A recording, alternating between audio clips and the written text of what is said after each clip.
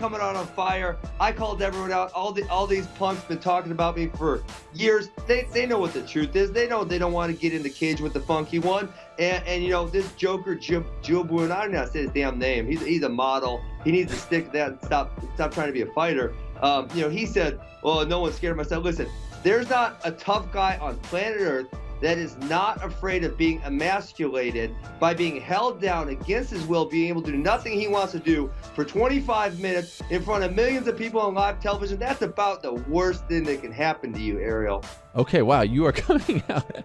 You're coming out guns blazing again. Okay, let's take a deep breath here and let's take a step back. Who do you want me to call it, Ariel? We'll get to that. Khabib, I'm the best grappler on planet Earth. Khabib, bring the heat. George, come out of retirement. Just tell me what I got to do, whether it's an amount of followers or beat someone up. You just name what I got to do, George, because you're not saying nothing. Diaz, you guys put down the pipe. Long enough to pass USADA test to get in the cage. Masvidal, you're a bum. Boom, roasted. Thompson, I got nothing to say bad about Steve Thompson, but I know I'll beat him up. Okay. Who'd I forget? That's it. We're good. Darren Till, he's the worst.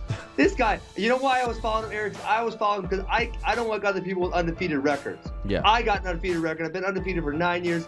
Darren Till stinks. I'll beat him up so easy. And, you know, he wants to talk like he's tough on tour. Hey, Darren, if you're really tough, call the UFC. Tell them you want me in London. I'll come to London. I'm not scared. I'll beat you up in front of all your home fans. Tell them, bring Funky to London to come beat you up.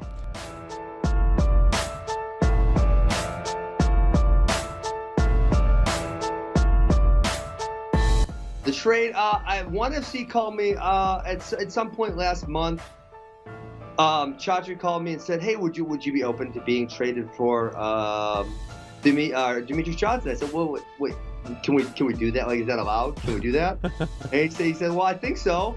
I said, "Yeah, of course, I'm open to the idea." And you know, one of the things Chatri always talks about is making situations where everybody wins. You know, where it's a win-win. And this was the ultimate win-win because everybody won on this trade. And so I said, yeah, of course I'm open to that. And I remember I was going to sleep. I think it was like, say 10 days later, it was a Saturday. I was going to sleep with my wife, and he sent me a message. He said, the trade is done. I'm like, what? Are you freaking kidding? Amy, look at this. I got traded. Like, listen, Ariel, I thought of a lot of different scenarios in which I was allowed to fight the best in the world. Even in my own crazy head, there was no scenario in play where I got traded to do this.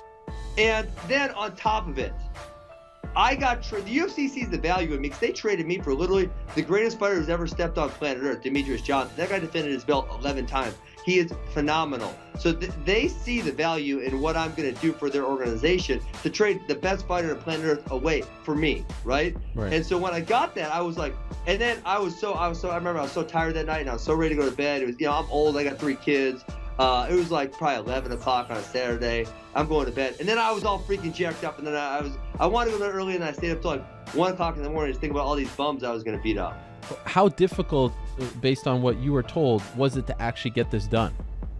Honestly, I kind of stayed out of it. They said, can we do this? I said, yeah, sure, make it happen, whatever. And that was it.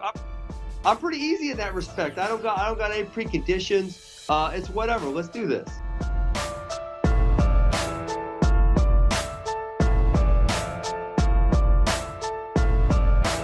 Ben Askren is coming to the UFC. Demetrius Johnson headed to ONE FC. Just an amazing resolution to this story, and for 2 fighters who are good men, who are family men, who deserve to be happy. And it seems, Kenny, as though Agent Malky Kawa, who I consider a friend, he lives down here in South Florida, seems like he was instrumental in sort of getting the organizations together to get to this point.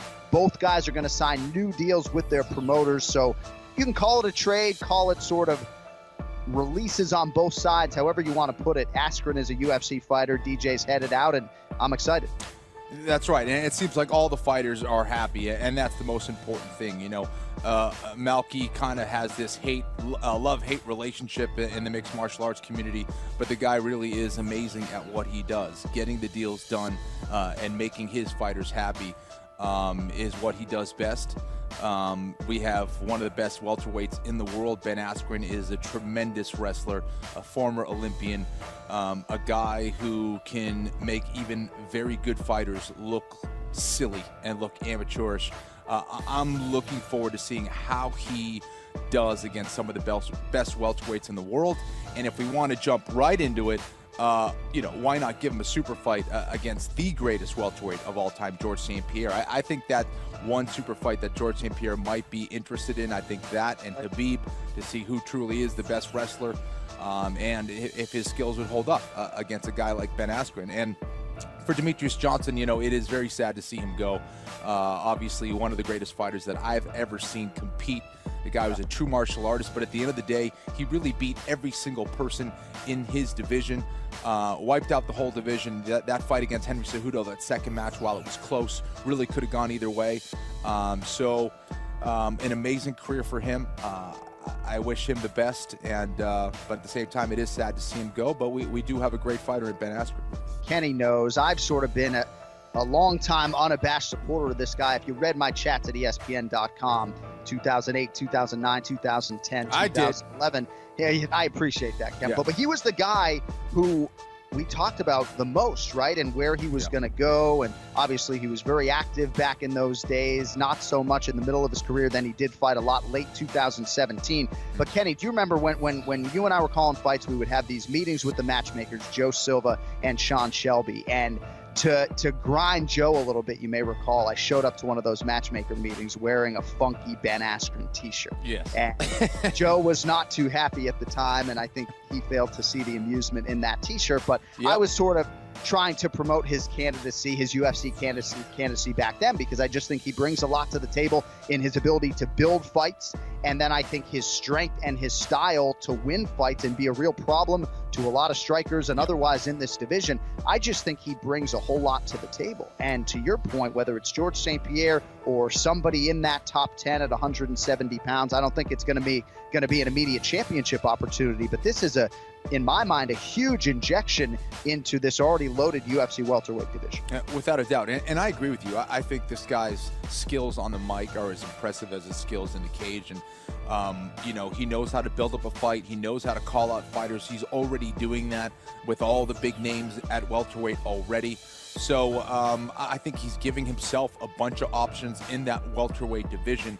I think this is a guy that should have been fighting in the UFC all along.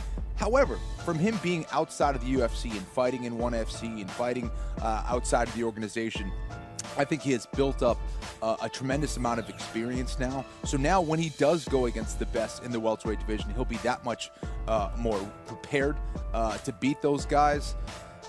I mean, a lot of options, a lot of interesting things happening right now in the MMA space. And again, with this happening, that means we could see other trades in the future. That was the first time we had ever seen that.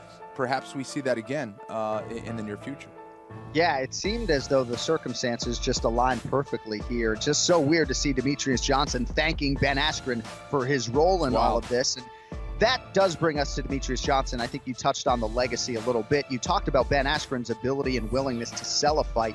DJ doesn't really want to have to do that. He doesn't want to play promoter. He doesn't want to have to engage on social media back and forth, picking fights. And of course, as the guy who successfully defended the UFC Flyweight Championship a record 11 times, he never was the guy who had to go down that road. But a big part of the appeal, if you take DJ at his words recently, is just that he can get back to just sort of being a true martial artist and be appreciated for that. And I think, at least as far as DJ is concerned, ONE FC seems to be a really good fit for him on a personal and professional level.